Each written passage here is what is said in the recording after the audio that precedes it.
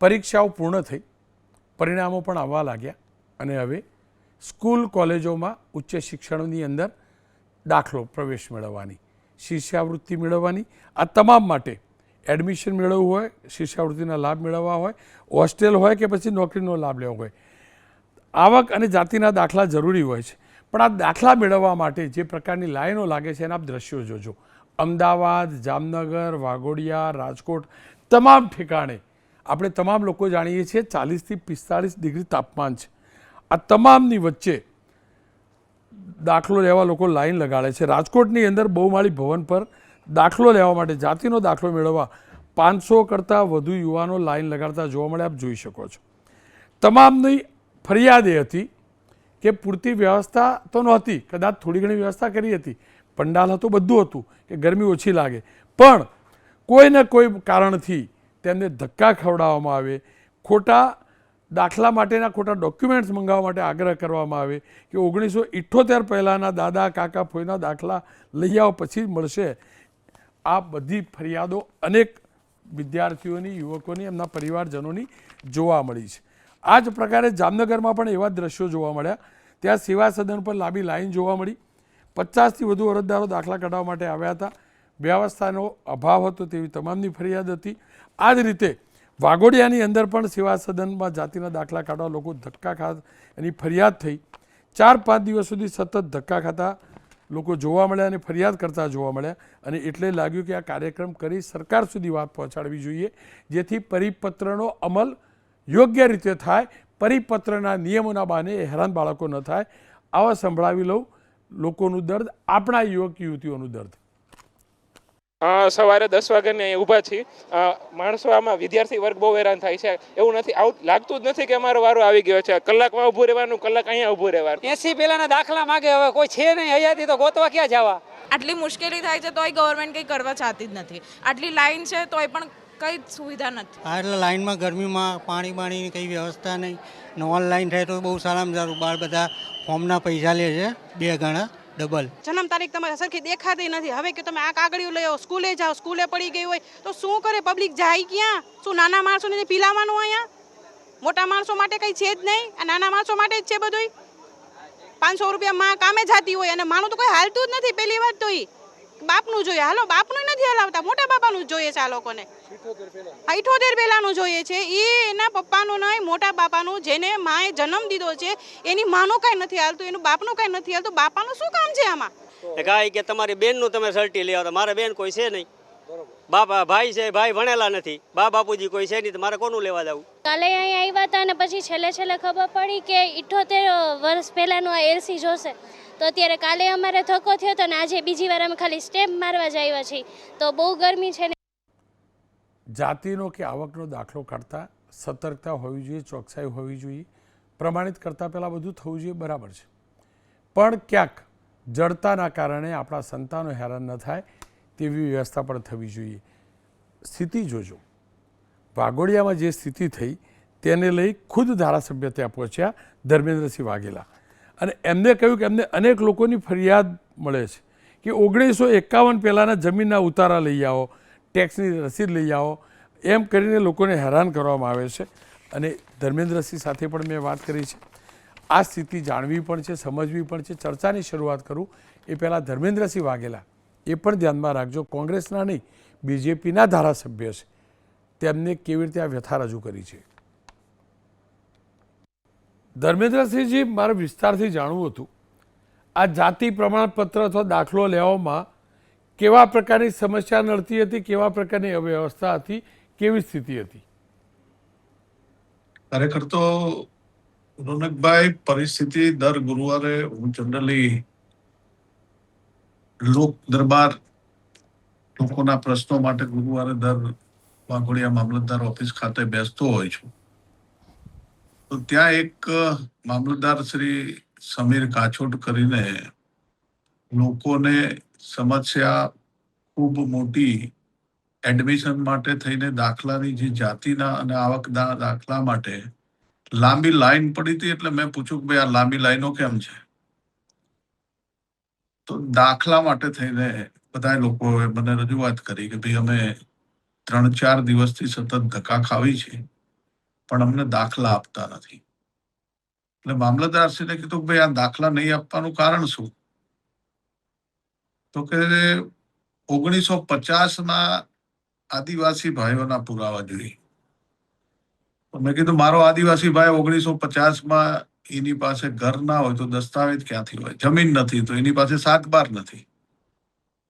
તો એ આદિવાસી છે તો છે જ, અને કાયદા પ્રમાણે એ આદિવાસીના પંચકેસ કરીને આ આદિવાસી ભાઈ છે કે નહીં એ તપાસીને પણ તમારે દાખલો આપવો જોઈએ.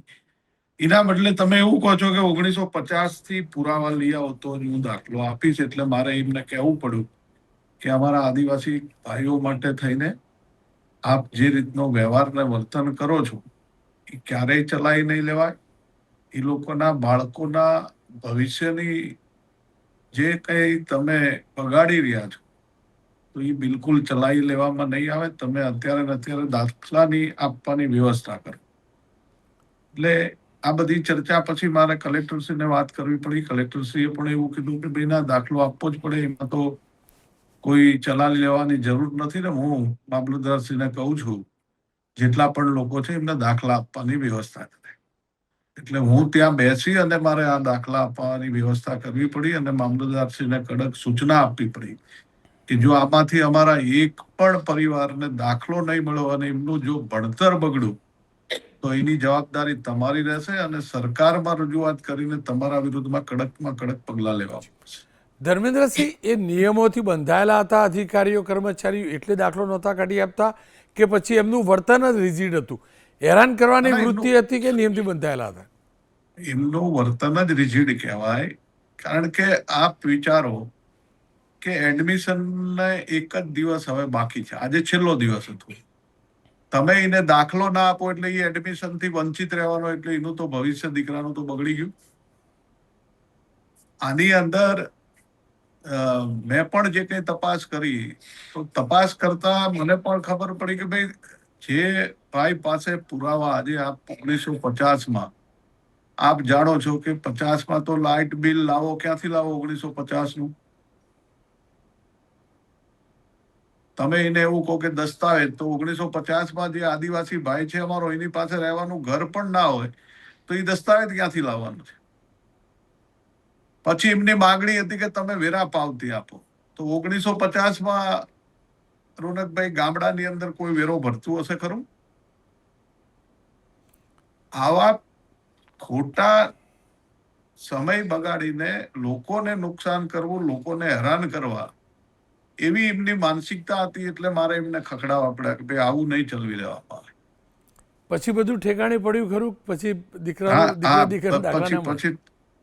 પછી ઠેકાણે પડ્યું, બધાને દાખલા કાઢી પણ આપ્યા. એમાં કલેક્ટરશ્રી પણ ઇન્ટરફિયર થયા અને એમને પણ સૂચના આપી કે ભાઈ કોઈનું ભવિષ્ય ના બગડવું જોઈએ. તમે તમારા પરિપત્રનો એનો બધાનો બરોબર અભ્યાસ કરી અને લોકોને હેરાન ના થવા જોઈએ અને એમને દાખલા તાત્કાલિક આપી દો. અને હું પણ ત્યાં 3 કલાક બેઠો ને જે કંઈ લાંબી લાઈનો હતી એ બધી બેસી અને બધા એને દાખલા અપાઈ અને એ લોકોને ત્યાંથી સંતોષકારક રીતે દાખલા મળાવી અપાવીને પછી જ નહીં. ગીતાબેન પટેલ મારી સાથે જોડાયા છે, રાજુભાઈ ધ્રુવ પણ જોડાયા છે. ગીતાબેન, આપ શું માનો છો? શું કારણ આપણા સંતાનો હેરાન થઈ રહ્યા છે?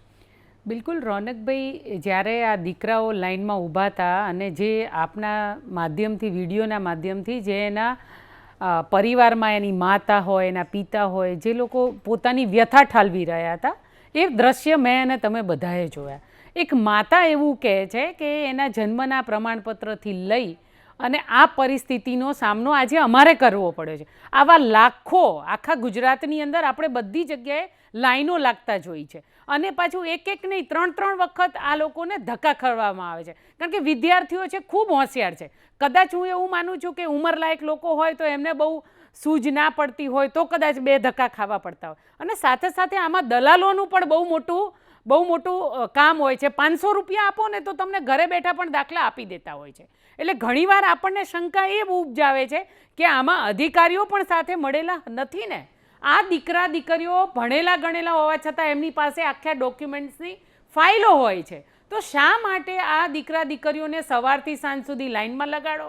પાછો એનો નંબર આવે ત્યારે પાછા આપણા અધિકારીઓ રાજ કરતા હોય એમ લંચ ટાઈમ પડી જાય. લંચ ટાઈમ પડે નહીં તો પાછું સર્વર ડાઉન હોય, સર્વર ડાઉન ના થાય તો પાછું કે આ ડોક્યુમેન્ટ્સ ખૂટે છે એને કાલે લઈને આવજો. એટલે આપણા વિદ્યાર્થીઓ સતત ને સતત આ પ્રોસેસને, આ પ્રક્રિયામાં ધક્કા ખાઈ રહ્યા છે. એ આવકના દાખલાની હમણાં પાછું નવું તૂતાયું કે વર્ક ફ્રોમ હોમ, તો એ ઘરે કામ કરશે તો આ બધા વિદ્યાર્થીઓનું શું થશે? આ ધારાસભ્યશ્રીએ વ્યથા ઠાલવી અને એમને અધિકારીને ખકડાવ્યા પણ ખરા. તો એ એક વિસ્તારની વાત છે. તો આ જામનગરમાં શું થશે, અમદાવાદમાં શું થશે, આ બીજા ભાવનગરમાં શું થશે, સુરતમાં શું થશે? આખા ગુજરાતની અંદર વિદ્યાર્થીઓ લાઈનો લગાવી અને આવકના દાખલાઓ માટે લાઈનો લગાવી રહ્યા છે. તો આપણે એવું કંઈ નથી કેમ કરી શકતા કે આપણા વિદ્યાર્થીઓને આટલી બધી તકલીફ ન પડે?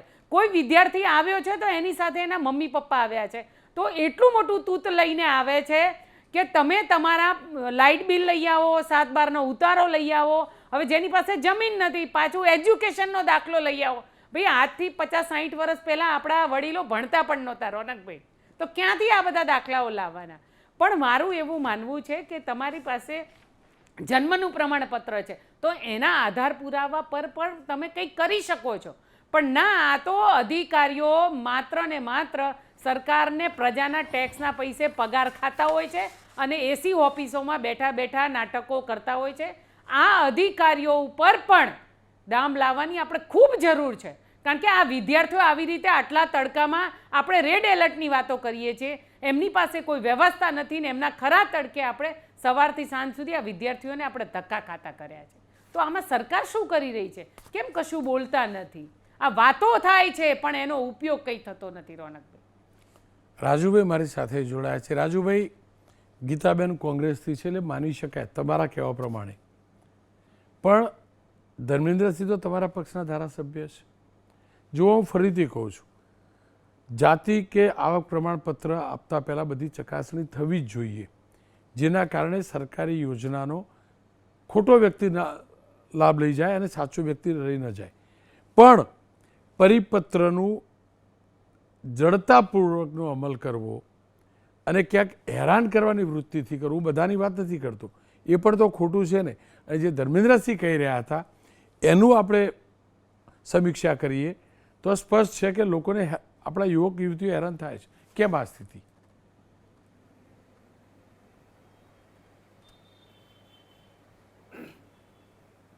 રોનકભાઈ, આપે જે વાત કરી અને આપે ધર્મેન્દ્રસિંહજી એની વાત પર સંભળાવી, હમણાં જ બેન શ્રી ગીતાબેને પણ વાત કરી. આજે આપના ત્યાંથી વાત થઈ અને પછી મારે રાજકોટ કલેક્ટરશ્રી સાથે વાત થઈ, ઇન્ચાર્જ કલેક્ટર આનંદુ સાથે, પછી આરએસસી મુછાળ એમની સાથે વાત થઈ, સમાજ કલ્યાણ ખાતાના ઇન્ચાર્જ અધિકારી હિંજલબેન કાનગડ સાથે વાત થઈ. હું બપોરનો એમની સાથે સતત વાતચીત કરતો હોઉં છું કે સિમ્પ્લિફાય કરો, નિયમો છે એ લોકો માટે છે. અને એક આપને કહું કે રાજકોટની કચેરી ખાતે આ લોકો 3 લોકોનો સ્ટાફ હોય છે, તેની જગ્યાએ 12 લોકો હતા અને 4 બારી વધુ ખોલેલી, 4 કુલરો પાણીના મૂકેલા. અને આ લોકોએ વ્યવસ્થા એપ્રિલ મહિનાથી છાયાની અને પાણીની કરેલી.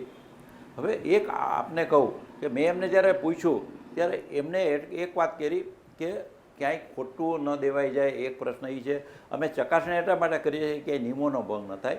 મેં એમને એટલું કર્યું કે તમે બારીની સંખ્યા લોકોની વધારો, તમારું મહેકમ વધારો.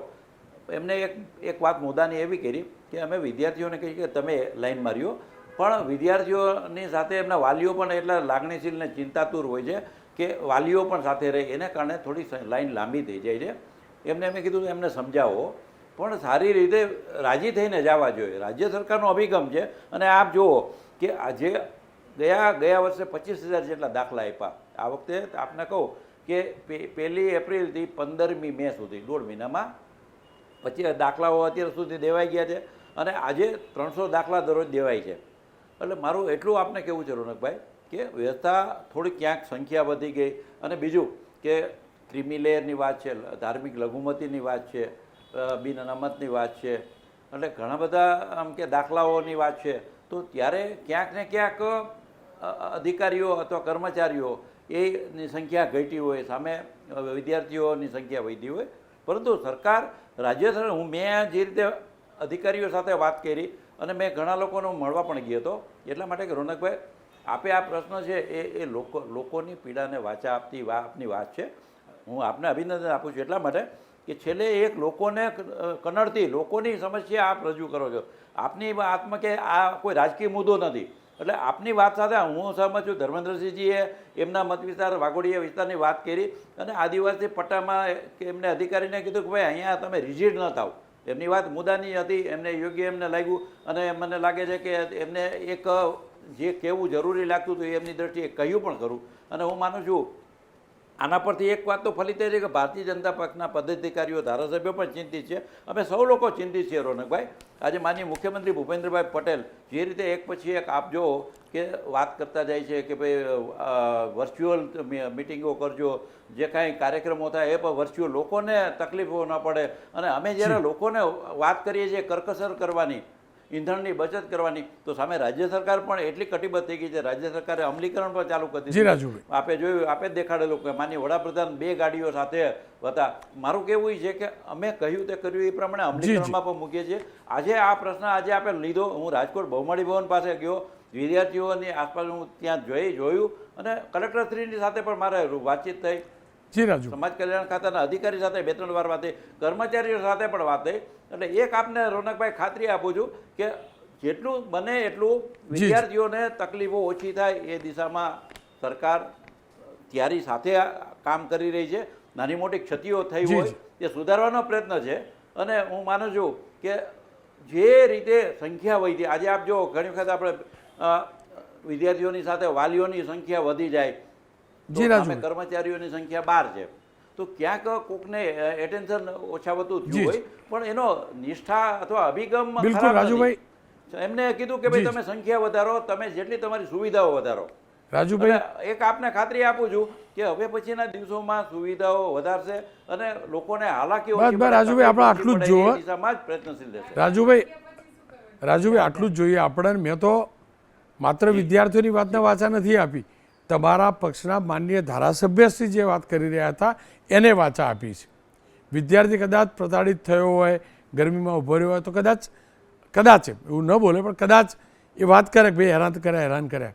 પણ ધારાસભ્યશ્રી તો અભ્યાસુ જમીન સાથે જોડાયેલા, એટલે એમને જે વાત કરી કે કેવી રીતે જડતા સાથેનું વર્તન કરાય છે એ વાત મૂકવાનો પ્રયાસ કર્યો છે. તમે પ્રયાસ કર્યો, કલેક્ટર સુધી વાત લઈ ગયા, બહુ જરૂરી હતું, બહુ સારું થશે.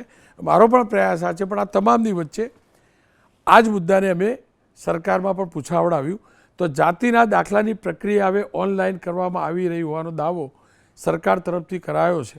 દાવો એ પણ કરાયો છે કે મોટાભાગની પ્રક્રિયા પૂર્ણ કરી દેવામાં આવી છે અને દાખલા ઓનલાઈન શરૂ પણ થઈ ગયા છે.